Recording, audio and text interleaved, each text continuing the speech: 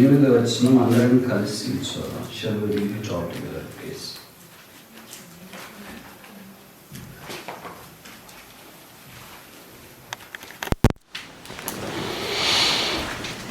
ఇక మీదట నా కొరకు నీతి కిరీటం ఉంచబడి ఉన్నది. ఆ దినమున నీతి గల న్యాయాధిపతి అయిన ప్రభు అది నాకు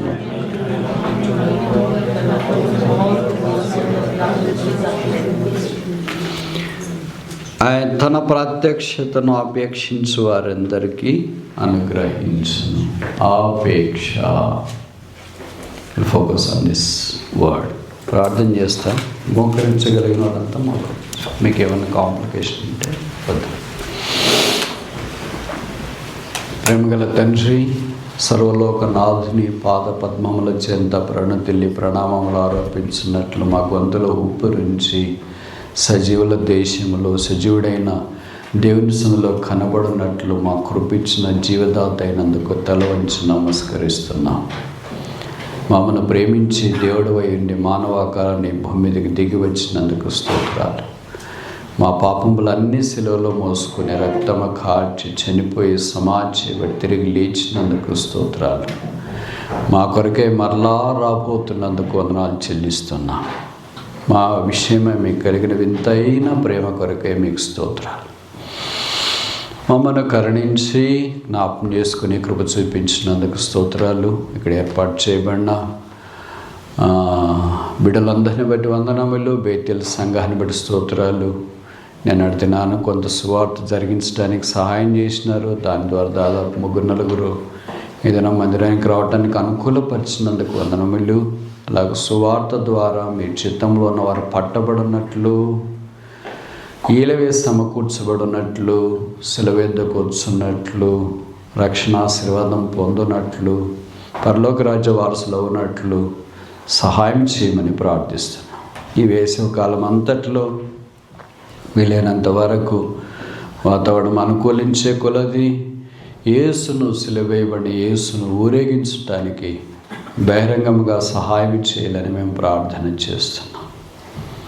బేతేల్ ద్వారా మీరు జరిగించాలనుకున్న పరిచర్య నెరవేర్చండి. పెద్ద హాల్ అయితే ఆరాధనకు బాగుంటుందని ప్రార్థిస్తున్నారు. ఓ దేవా, కన్వీనియంట్గా సిటీ సెంటర్లో అందరికి అందుబాటులో పబ్లిక్ ట్రాన్స్పోర్ట్ యాక్సెసిబుల్గా ఉండనట్లు దయచేసి ఒక ప్రేయర్ హాల్ ఉదయపూట అనుగ్రహించాలని ప్రార్థన చేస్తున్నాం. ఎన్నో ప్రయత్నాలు చేస్తున్నారు బ్రదర్స్. ఇక్కడ ఆ ప్రయత్నాలు సఫలము కావట్లేదు. యేసునాథ 20వ కీర్తన 4వ వచనం ప్రకారం కోరిక సిద్ధింపు చేసి ఆలోచన యావత్తు నెరవేర్చువాడా. 34వ కీర్తన 5వ వచనం ప్రకారం వారు ఆయన తట చూడగా వారికి వెలుగు కలిగిన వారి ముఖంలో ఎన్నడూ రజ్జింపలేదని సెలవిచ్చిన వాడా. 123వ కీర్తన 2వ వచనం దాసులు తన యజమాని వైపు చూచినట్లు, దాసి తన యజమానురాలు చేతుల తట చూస్తున్నట్లు మీ నుండి సహాయం పొందు పర్యంతము మా కన్నులు నీ వైపు చూస్తున్నాయి అని ఎరిగిన వారమే నీ సన్నిధిలోనికి వస్తున్నాం. దయచేసి ప్రార్థనలు ఆలకించి బేతేలు పక్షాన రక్షణలోనికి ప్రజలు వచ్చినట్లు వారందరూ కలిసి సంతోషంతో మంచి ఆంబియన్స్లో స్పేషియస్గా నిన్ను ఆరాధించినట్లు స్థలం అనుగ్రహించాలని ప్రార్థిస్తున్నాం. నివార పరిచయం అంతటి కొరకు సిద్ధం చేయండి. యవనస్తుని బట్టి వందనములు. చదువులో సహాయం చేయండి. చదువు అయిపోయి ఉద్యోగం కొరకు కనిపెడుతున్న వారికి ద్వారం తెరవండి. మార్కు 10:27 దేవునికి సమస్తము సాధ్యమే. ఇలాగే ఈ దినం వాక్యం మేము క్లెయిమ్ చేస్తున్నాం. యోహాను సువార్త 11:40 నమ్ముట నీ వలనైతే నీవు నమ్మినడలా దేవుని మహిమ చూతు అని నేను నీతో చెప్పలేదా అనే మాట మా విషయంలో కూడా దయచేసి వాస్తవం చేయండి. మేము నమ్మలేము. చుట్టూ పరిస్థితులు మేము నమ్మకం లేకుండా చేస్తున్నాయి. నమ్మటానికి సహాయం చేయండి. అలాగూ నీ మహిమ మా జీవితాల ద్వారా వెల్లడి చేయబట్టడానికి కృపదయ చేయాలని ప్రార్థన చేస్తున్నాం. శరణాగతులమై నీ శరణుజొచ్చి నీ పాదాలను ఆశ్రయిస్తున్నాం. యేసునాథ, త్రోసివేయక, దాటిపోక, విముఖుడవై ఉండక నీ హృదయము మా వైపు మళ్ళునట్లుగా మా ప్రార్థన అంగీకరించండి. మా విజ్ఞాపన చెవుని పెట్టండి, మా మొర ఆలకించండి, మా ఆర్తధ్వని అంగీకరించండి. మీరు మాత్రమే మహిమ తెచ్చుకోబడినట్లు సహాయం ఇచ్చేయండి. ఇక్కడ లీడర్షిప్ను కూడా కరుణించి పేరు పేరున జ్ఞాపం చేసుకోమని ప్రార్థిస్తాం. కనబడని విభాగాల్లో పనిచేస్తున్న వారందరి కృప దయచేయండి. ఈ బేతేలు అంత ఇంత దావానంలో వ్యాపించి విస్తరించి అనేకులు ఆత్మ సంబంధమైన మేలు పొందినట్లు కొత్త నిబంధన అపోస్తుల కార్యాలు 2:42 ప్రకారము దైవ దర్శనానికి సమీపము ఉన్న సంఘముగా ఉన్నట్లు సహాయం చేయాలని ప్రార్థన చేస్తున్నాం. ఉదయం కాలం నుండి ఇంతవరకు మీరు మాకు సహాయం చేసినారు. ఇప్పుడు కూడా కొన్ని నిమిషాలు వాక్య పారాయణం మాకు ఆశీర్వాదకరంగా చేయండి. కొంతమంది ఆయా పనులను బట్టి బాధ్యతలను బట్టి వెళ్ళారు, వారి క్షేమంగా వారి డెస్టినేషన్స్ చేరారని నన్ను స్తుతిస్తున్నాం. మిగతా వారం కొనక మమ్మల్ని జ్ఞాపకం చేసుకోండి. నన్ను మీ రక్తం చేత కడిగి పరిశుద్ధపరచండి. నా నోట మీ మాటలు ఉంచండి. 81వ కీర్తన 10 వచనం, నోరు బాగుగా తెరవము, దానిని నింపెదనని మాట నెరవేర్చు. యేసు నామమున ప్రార్థిస్తున్నాము తండ్రి, ఆమేన్. అపోస్తలుడైన పౌలు తన ఆత్మ సంబంధమైన కుమారుడైన తిమోతిని ఆత్మీయముగా ప్రోత్సహించి పురుకొల్పటానికి ఈ పత్రికను పరిశుద్ధాత్మ దేవుని ద్వారా వ్రాస్తున్నాడని మనకు జ్ఞాపకం చేయబడుతుంది. అపోస్తలుడైన పౌలు యొక్క పరిచర్య ద్వారా కొంతమంది పట్టబడి ప్రభువులోనికి తీసుకుని రాబడ్డారు.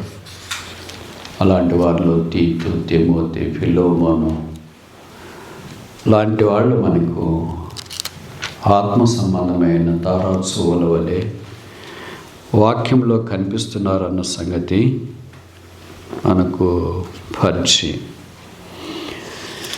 తిమోతి అమ్మగారు వాళ్ళ అవగాహన గురించిన సంగతులు కొన్ని మనకు బైబిల్లో రాయబడుతూ వచ్చినాయి. అయితే వాళ్ళ నాన్న పేరు రాయలేదు. మరి ఎందుకు రాయలేదో మనము ప్రశ్నించలేం, కానీ రాయబడిందే మనకు సంబంధించిందని, వ్రాయబడనిది మంది కాదని మనకు తెలుసు. ఆయన తల్లి పేరు యూనిస్ కదా, ఇంగ్లీష్లో, తెలుగులో యునేకి అని ఉంది, ఇంగ్లీష్లో యూనిస్ అని. అవ్వ పేరు లోయి. వీరేమో యూదులు, బట్ వాళ్ళ అమ్మ అంటే ఈ సిస్టర్ యూనిస్ అనే సిస్టర్ బహుశా గ్రీక్ దేశస్తుని పెళ్లి చేసుకునిందేమో. ఆ దినాల్లో నేనున్న ఇంటర్ కాస్ట్ మ్యారేజెస్. సో విచిత్రం ఏంటంటే తిమోతి ఒకడే కొడుకు పుట్టాడు, ఆ తర్వాత వెనక మంది ఏం లేదనుకుంటా. మరి వాళ్ళ నాయన బిజినెస్ని బట్టి అటు ఇటు తిరుగుతున్నాడేమో, కొడుకును కూడా అంత ఎక్కువ చూసుకున్నట్లు బైబిల్లో మనకు కనపడదు. బట్ విచిత్రం ఏంటంటే చెడిపోకుండా బాగుపడినారు. మామూలుగా ఒకే కొడుకు ఉండేవాళ్ళు, ఇక్కడ ఎవరైనా ఒకరే ఉంటే ఫీల్ కావద్దు. చెడిపోవటానికి ఎక్కువ ఆస్కారాలు ఉంటాయి. ఎందుకంటే వాళ్ళమ్మ అందులో అవ్వు కూడా ఉందంటే ఇంకెక్కువ గారాభం చేస్తారు. కానీ ఈయన గారాభంకి అతీతంగా ఉన్నాడు. ఆత్మ సంబంధమైన వలయంలోనికి వచ్చినాడు, రక్షణార్థమైన వెలుగు పొంది పౌలు లాంటి గొప్పవాడికి పరిచారకుడయ్యాడు. ఇది ఆసక్తికరమైన సంగతి. తిమోతి అంటే అర్థము హానరింగ్ గాడ్, దేవుని గణపరచువాడు అని. ఆయన సేవలోనికి వచ్చిన తర్వాత ఒకే కొడుకుని తల్లి సేవకు పంపించిందంటే ఎవరు పంపిస్తారు ఈ దినాల్లో? అందులో పౌలతో పాటు సేవకు పోవడం అంటే అది ఈ దినాల్లో మాదిరి సుట్టు బూట్ వేసుకొని కోటు కట్టుకొని అర్ధగంట చెప్పేసి దిగేసి వచ్చేది కాదు. పౌలతో ఆ దినాల్లో సేవకు పోవాలంటే అర్థం ఏంటంటే almost is life is at stake, in full danger. అలాంటి మినిస్ట్రీ తిమోతి చూజ్ చేసుకున్నట్లు వాక్యంలో మనం చూస్తాం. వాళ్ళ అమ్మగారు కూడా పంపించినాను. వాళ్ళ అమ్మ పంపించేది ఒక ఎత్తు అయితే వాళ్ళ అవ్వ కూడా పంపించింది. అవ్వ అంటే మీకు తెలుసు కదా, అమ్మమ్మ కూడా పంపించింది. So there was a line of oneness, ఏకత్వం ఉంది. సరే తిమోతి పరిచర్యకి వెళ్ళాడు. మీకు తెలుసు యాజ్ ఇట్ ఈస్గా కొన్ని ఫెయిల్యూర్స్ ఉంటాయి, డిఫెక్ట్స్ ఉంటాయి, హెల్త్ కూడా ఆయనకు సరిగ్గా లేదు. సో కొంత పరిచయంలో ఉన్న కొన్ని చోట్ల ఆయన అంగీకరించలేదు, నిడీకరించినారు. ఈ దినాల్లో మన కుర్రోడు నీకేం తెలుసు, మాకు తెలుసు, అది ఇదని. Those are the despising things that really hurt Timothy when he was overseeing the churches in several parts. But Prabhu Stotral, his ministry has been accepted because we have a couple of epistles on his name written by Paul himself. So ఇది యవనస్తునికి ఆయన ఇచ్చే ఆఖరి సందేశం ఏంటంటే, ప్రభు రాకడ వస్తుంది, అపేక్షించు. కావెట్, what కావెట్, ఏం ఆపేక్షించాలి? ఆపేక్షలు కాని విధానంలో 5 ఉన్నాయి. అంటే నెగిటివ్ ఆపేక్ష. ఉదాహరణకి ధనాపేక్ష సమస్త కీడలకు మూలము. Do not cover to be rich. కానీ మనం ఏం చేస్తాం, ఏది చేయొద్దంటాం అదే చేస్తుంటాం. ఎందుకంటే అది మనకి ఇంట్రెస్ట్, అందుకని చేయొద్దు అని చెప్తారు, కానీ మనం చేస్తూనే ఉంటాం. Do not cover to be rich అని బైబిల్ చెప్తుంటే లోకంలో పుస్తకాలు ఏమొస్తాయి, how to become rich over night. మనకు కూడా చాలా టెంప్టేషన్ ఉంటుంది, ఎట్లా ఏదో ఒకటి గడుస్తుందిలే అని అనుకోము. How to become rich, how to become rich, how to become rich, explore so many various ways, and they ultimately finally land in unwanted ways.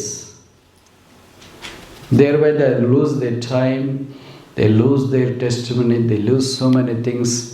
ఇంక ఇవన్నీ రోజు పేపర్లో వస్తుంటాయి కదా, ముఖ్యంగా సైబర్ క్రైమ్స్ ఇట్లాంటివన్నీ చాలా చాలా జరుగుతుంటాయి. ఎవరో డబ్బులు ఇస్తామంటారు, 3 అంతలు 10 అంతలు 1000 అంతలు అంటే ఆశపడతారు. మొదటిసారి రెండోసారి కడతారు, మళ్ళీ వాళ్ళు ఎన్నోసారి మోసం చేయాలి, అన్నోసారి మోసం చేస్తారు. Finally discover that you are fully deceived, cheated. Christendom is no exemption from this cheating. వీళ్ళు క్రైస్తవులు కదా, వీళ్ళకి ఏం మోసం జరగదు అనుకోవటానికి లేదు. మనకు కూడా చాలామంది అట్లా మోసపోయిన కొంతమంది సైలెంట్గా ఇక్కడ కూర్చొని ఉంటారు, ఎవరికి చెప్పుకోకుండా. I know that many believers are cheated by some means or other in cyber crimes.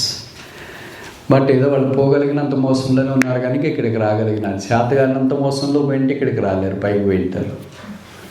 ఎందుకంటే that's really life turning issue. మరి ఏం what we have to cover far, ఏది మనం ఆపేక్షించాలి? మనకు తెలిసినవే ఒక 5 చూసుకొని ముగించడానికి మనం ప్రయత్నం చేస్తాం. 5 గంటలకు ముగిస్తాం కదా.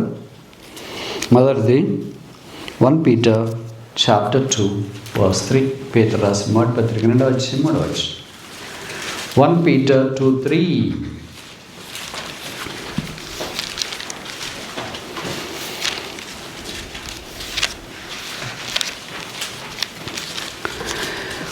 Peter chapter 2 verse 3. పేతురు రాసిన మొదటి పత్రిక 2వ అధ్యాయం 3వ వచనం. క్రొత్తగా జన్మించిన శిశువులను పోలిన వారై నిర్మలమైన వాక్యమను పాల వలన రక్షణ విషయంలో ఎదుగు నిమిత్తం ఆ పాలను ఆపేక్షించుటి. నేను తెలుగు బైబిల్ ప్రకారం చెప్తున్నా. కవెట్ ఆపేక్షించుడి. మొదటిది ఏమో ఆపేక్షించాలా? నిర్మలమైన వాక్యం అనే పాలు. దీనికి మనం పేరు పెడితే స్క్రిప్చర్స్. వాక్యమును ఆపేక్షించాలి. ఆ వాక్యం ఎలాంటిదంటే నిర్మలము అని బైబిల్లో రాశారు. నిర్మలము అంటే అర్థం ఏంటి? మలినము లేనిది అని అర్థం. There is no corruption it. ఈ పాలలో యూజువల్గా ఏముంటుందంటే అడల్టరేషన్ ఉంటుంది. ఇది మీకు తెలుసు కదా. అంటే పాలలో నీళ్ళు కలుపుతున్నారని పాతకాలంలో అనేవాడు. ఇప్పుడేమంటున్నారు, దాన్ని మార్చేసినారు. మామూలుగా పెస్టిసైడ్స్. ఓకే, చాలా అడ్వాన్స్డ్గా ఉన్నాం. ఇండియాలో ఎట్లా చేస్తుంటారంటే, వాళ్ళ పాలు ఎక్కడో బర్రెలు అవి తీసుకొని వచ్చి కరెక్ట్ ఊరి దగ్గరికి వచ్చేటప్పుడు ఊరు బయట బోరింగ్ ఉంటుంది.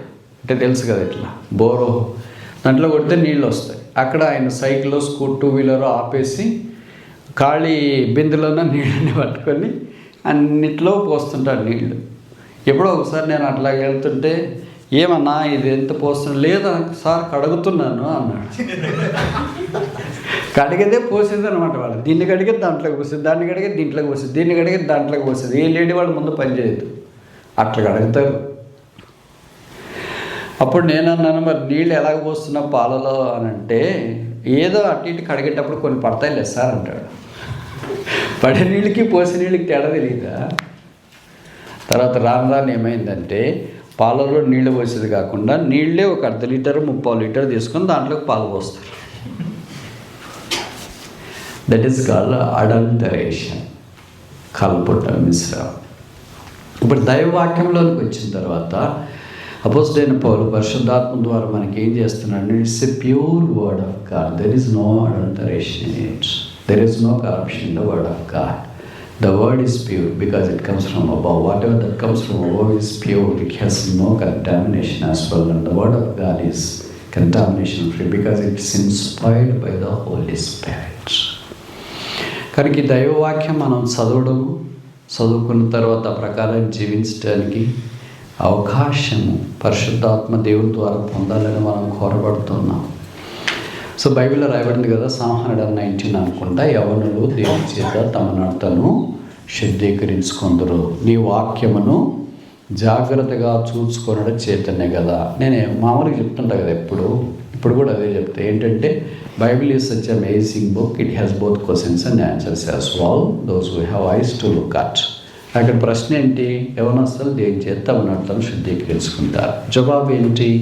కిందే రాసి, నీ వాక్యమును జాగ్రత్తగా చూసుకున్నట్టు చేతనే కదా. ఎక్కడైనా ఉంటాయా ఇట్లా చిన్న పిల్లల మాదిరి ప్రశ్న కిందే జవాబు మనకి ఎంత చక్కగా కనిపిస్తాయి నేర్చుకోవడానికి పూనుకునేవారు, ప్రయత్నించేవారు.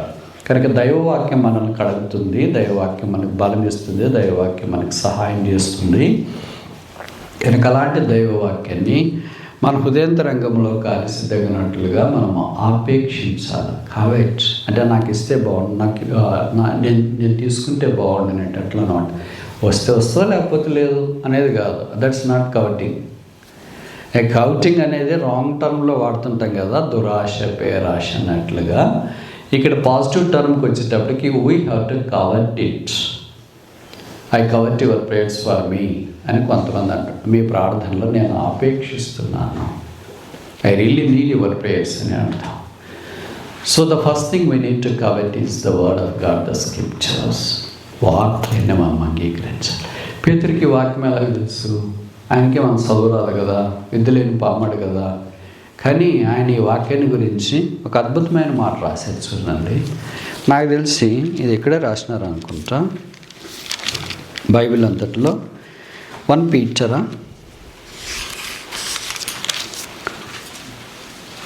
Two Peter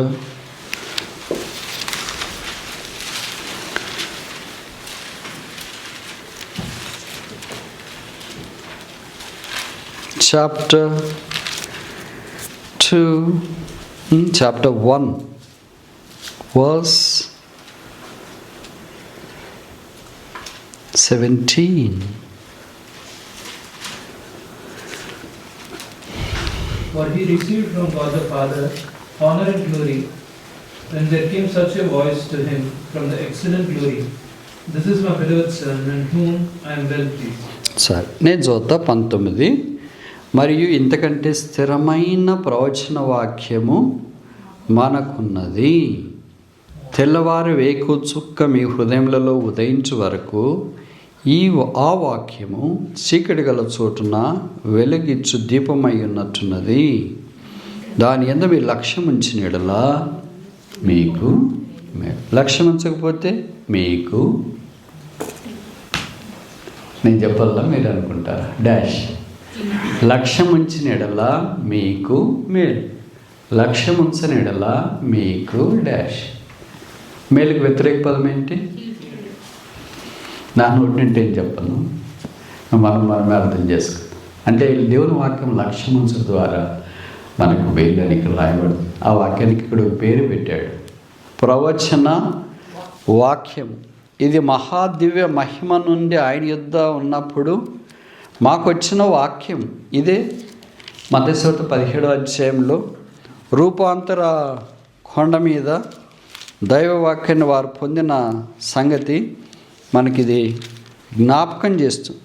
అపోస్తలుడైన పౌలు దీనికి ఇంకొక పదం వాడుతూ వచ్చి 6వ అధ్యాయం 5వ వచనం, Hebrews chapter 6 verse 5.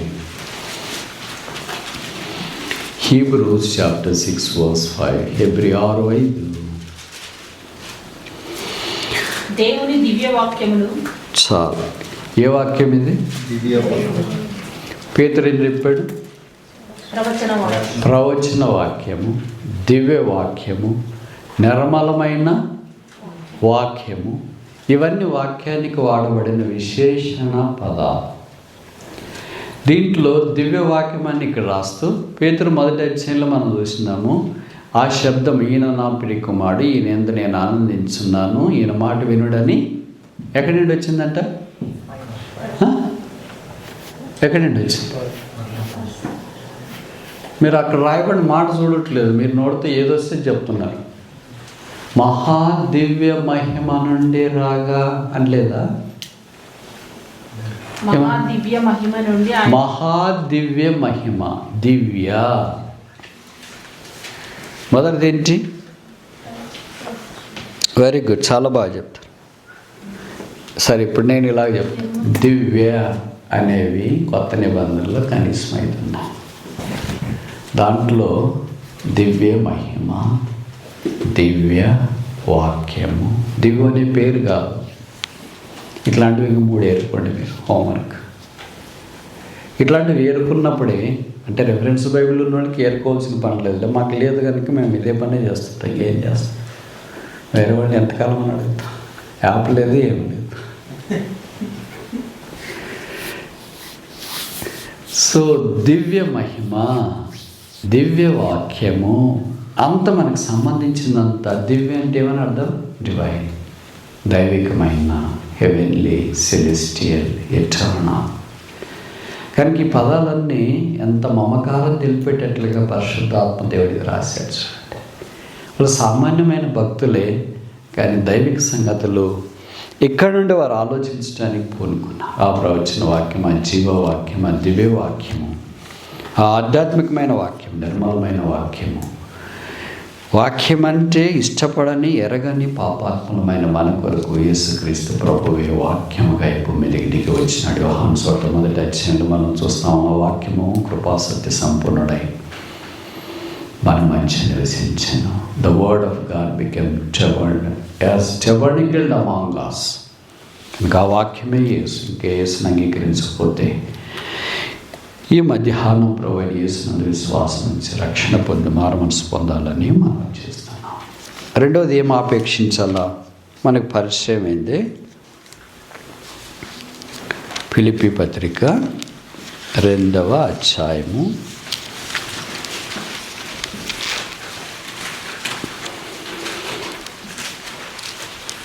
Philippians chapter 2 verse 26. 2:26. Philippians chapter 2 verse 26. అతడు రోగి ఆయనను మీరు వింటిరి గనుక అతడు మిమ్మల్ని అందరినీ చూడ మిగులు ఆపేక్ష గలవాడై ఉంచాడు. ఎవరు అతడు? 25వ వచనం. మరియు నా సహోదరుడును, జతపనివాడును, నా తోటి యోధుడును, మీ దూతయు, నా అవసరమునకు ఉపచరించిన వాడునైనా ఎపఫ్రోదితును మీ యొద్దకు పంపుటగచ్చమని. ఎపఫ్రోదితు ఒక యవనస్తుడు ఫిలిప్పీ సంఘములో ఉన్నాడు. పౌలు అపోస్తలుడు రోమా చెరసాలలో వాక్యము కొరకు బంధించబడి ఉన్నప్పుడు ఫిలిప్పీలు చాలా మంచి హృదయం కలిగిన వాళ్ళు. ఎంత మంచి హృదయం కలిగిన వాళ్ళంటే వాళ్ళు తీసుకునేవాళ్ళు కాదు, కానీ ఇచ్చేవాళ్ళే. పౌలు అక్కడ ఉన్నాడని తెలిస్తే వాళ్ళు ఏం చేశారంటే, పౌలు దగ్గరికి ఏదైనా అవసరం, కొన్ని సామాగ్రి అవసరం కదా, అంటే చాలా పెద్ద సేవకుడు ఆ చెరసాల్లో ఉన్నాడు, ఆయనకు వస్తువులు ఎట్లున్నాయో లేదో, తిండి కావాలా, దుప్పటి కావాలా, చలికి తట్టుకునే పరిస్థితులు ఇవన్నీ కావాలని సామాగ్రి అంతటిని సమకూర్చి ఎవరికన్నా ఇట్లా చెప్తారు కదా, పౌలను చూడటానికి వాళ్ళని వెళ్ళాలనుకుంటున్నాం, మీరు ప్రార్థన చేయండి, మీకేమైనా తోస్తే మా దగ్గరకు వచ్చి కలవండి అని బహుశా అనౌన్స్ చేసినారు. ఫిలిప్పీ సంఘంలో ప్రజలు వచ్చినారు. బహుశా పౌలు ఆయనకి ఏది ఇష్టమో ఏది అవసరమో కొంతమందికి తెలిసి ఉంటుంది కదా, ఎందుకంటే ఫిలిప్పీ సంఘం కొరకు ఆయన చాలా ప్రయాసపడ్డాడు. ఆయన కొట్టి చచ్చిన కుక్క వల్ల వీధుల్లో ఇచ్చారు. అపోస్తలుల 16వ అధ్యాయంలో రాశారు అవన్నీ. సో వాళ్ళందరికీ తెలుసు ఆయన పరిచయ ద్వారా మేలు పొందారు కనుక ఎవరిని పంపిస్తామా అని ఎతికి మొత్తానికి ఎఫోఫ్రోదితు అని ఒక యవనస్తుని కనుక్కున్నారు. ఈ పిల్లోడైతే బాగా సూట్ అవుతాడు, పౌలు వచ్చినప్పుడు అంతా మనకు బాగా అటెండ్ అయినాడని అనుకున్నారు. ఎఫోఫ్రోదితు అంటే అర్థం ఏంటంటే అగ్రియబుల్, అంటే సమ్మతి కలిగిన వాడు అని అర్థం. ఎవరితోనైనా సమ్మతిగా ఉంటాడంట, అంటే మన మీద పోట్లాడు. మనం అంటే ఎవరికన్నా అబ్బా ఆయన నోరు ఎక్కువే, ఆమె నోరు ఎక్కువే అని అనుకుంటాం. బహుశా ఎఫోఫ్రోదితుకి నోరు కాదు ఎక్కువ, హృదయం. మనకి ఏది ఎక్కువ, నోరు ఎక్కువ, హృదయం ఎక్కువ? రెండు ఎక్కువేనా? అట్లుండరు కదా. హృదయం ఎక్కువ ఉంటే, హృదయం పెద్దదైతే ఎంత బాగుండు.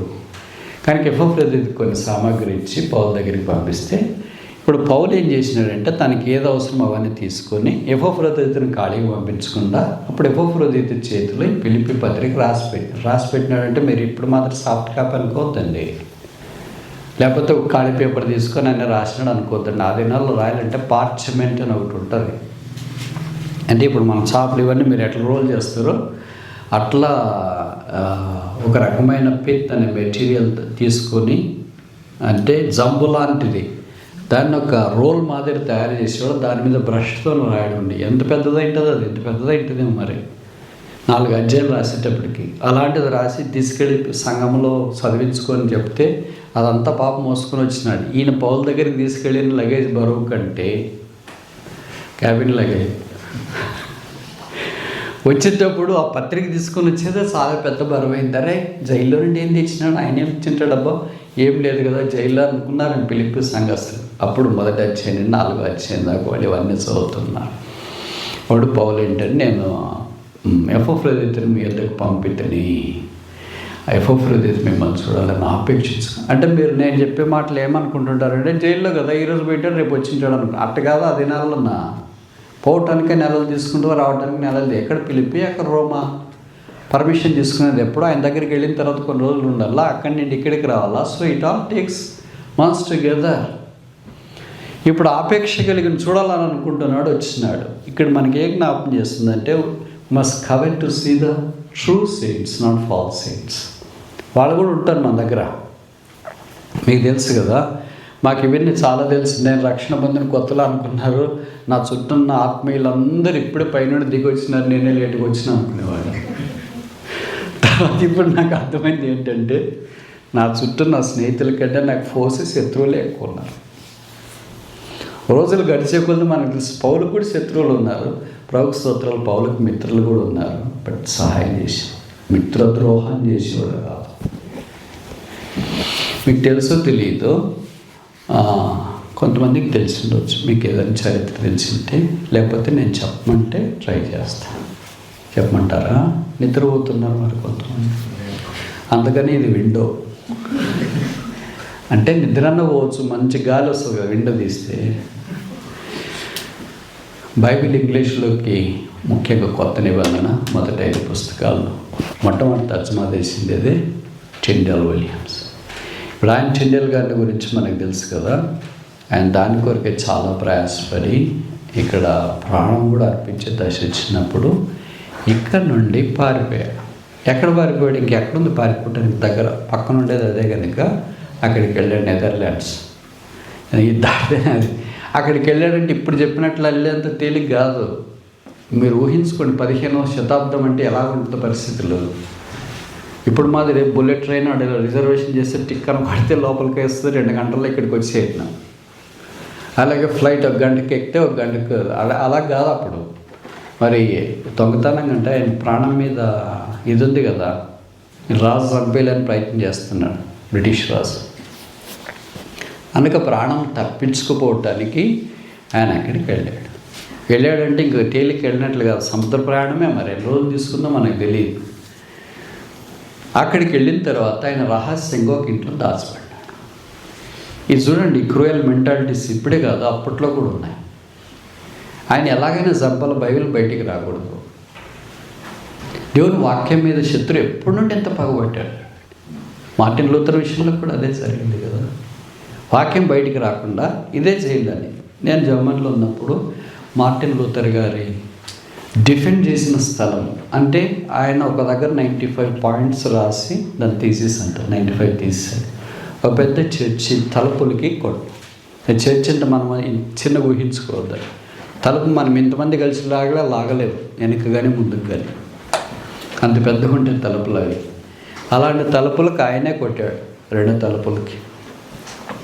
ఇప్పుడు ఏం జరిగిందంటే గొప్ప పోరాటం వచ్చింది. ఆయన ఎలాగైనా చంపాలనుకున్నా. 2 powers. One is a spiritual power called Pope. The other is a secular power called King, అంటే monarch.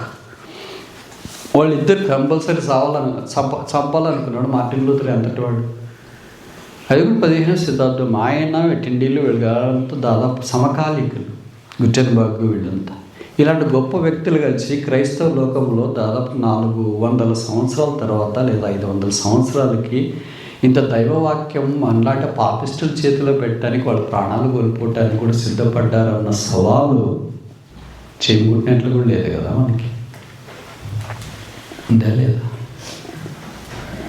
అందుకే ఇప్పుడు మనకి ఇదేం లెక్కలేదు. వాళ్ళు దీని కొరకే ప్రాణం పెట్టారు. ఆ జర్మన్లో చర్చి దగ్గరికి తీసుకెళ్ళారు. అక్కడ చర్చ్ చూస్తే మన కళ్ళు జిగలు అనేటట్టున్నాయి. అలాంటి చర్చిలో ఆయన నిలువబెట్టి, ఆయనకి చేసిన నేరం కాదు అది, వాళ్ళ దృష్టిలో అది నేరం కనుక దానికి శిక్ష విధించాలని వాళ్ళు ట్రై చేసినారు. అంటే పోపు రాడు అక్కడికి, ఆర్చ్ బిషప్ వస్తాడు. ఎందుకంటే వాళ్ళకి ప్రోటోకాల్ ఉంటుంది, పోపు రోమలో ఉంటాడు కదా. వాడు కింగ్ అంటే కింగ్ రాడు అక్కడికి, ఆయన ఇక్కడే ఉంటాడు. కానీ కింగ్ తరపున వాళ్ళు అక్కడికి వెళ్ళారు. అప్పుడు మార్టిన్ లూథర్ గారు చెప్పింది ఏంటంటే, I defy the order of king, I defy the order of the pope, but I dedicate to the order of the word of God.